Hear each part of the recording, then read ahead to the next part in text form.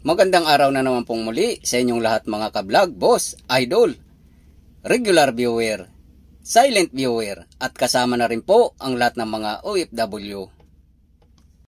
Ang gagawin ko po ngayon ay mag-check po ako ng wiring para sa fog lamp.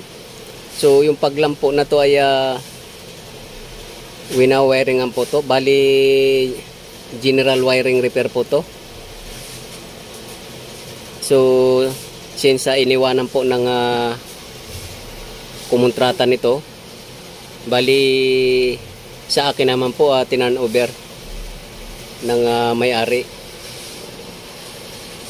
So, ang gagawin ko po muna dito ay i-analyze ko po kung paano niya ginawa to. Dahil kailangan ko pong tuntunin yung design ng wiring po niya.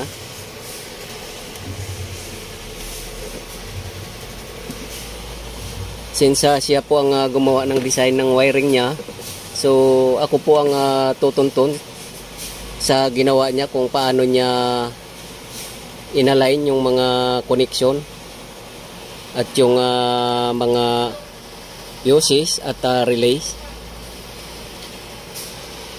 Medyo may kaunting kaguluhan po to kasi yung original na wiring po ng wing van na to, 10-wheeler po na wing van to, bali pinawiringan para gumana po ng tama yung mga lightings, lahat po ng electrical wiring ng buong sasakyan. Ang nangyari po ay nag-modify siya dahil nga po siguro ayaw po niyang mag-tuntun ng original wiring, so gumawa po siya ng sariling design niya para mapabilis.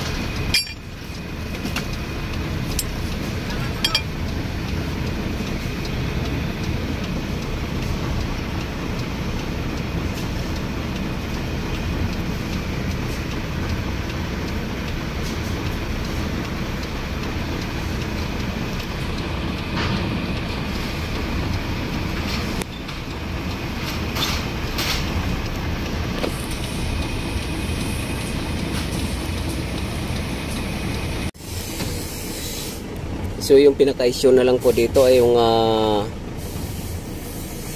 pag-lamp na lang po, yung pag-light ay hindi po gumagana.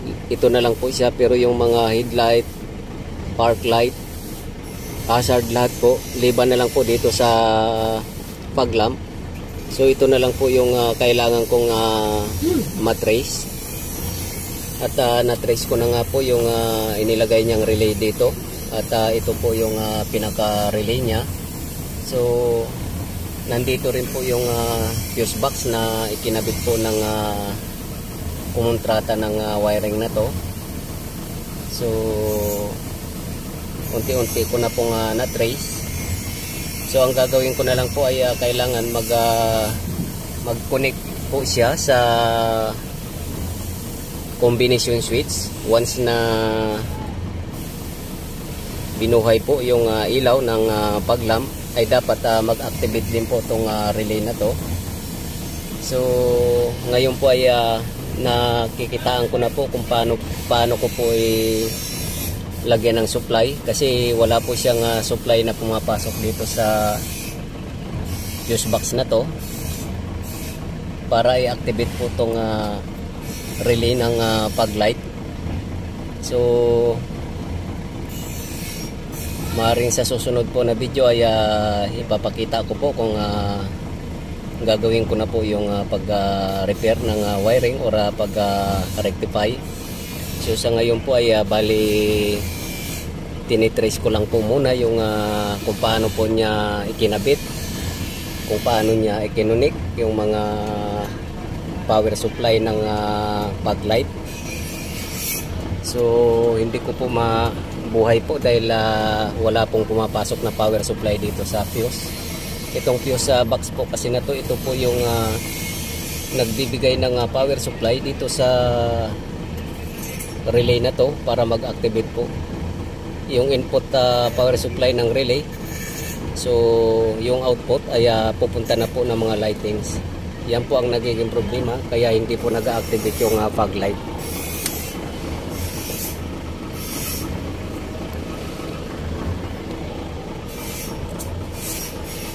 At hanggang dito na lang po muna itong pag-inspection ko, dahil wala pa po akong gagawin kundi bali visual inspection lang po muna.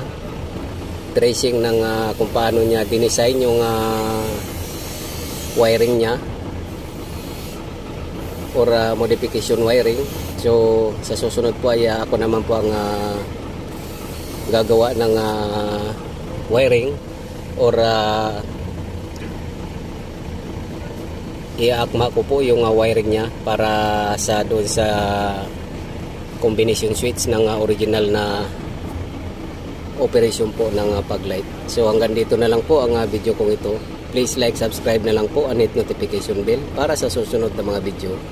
God bless all po.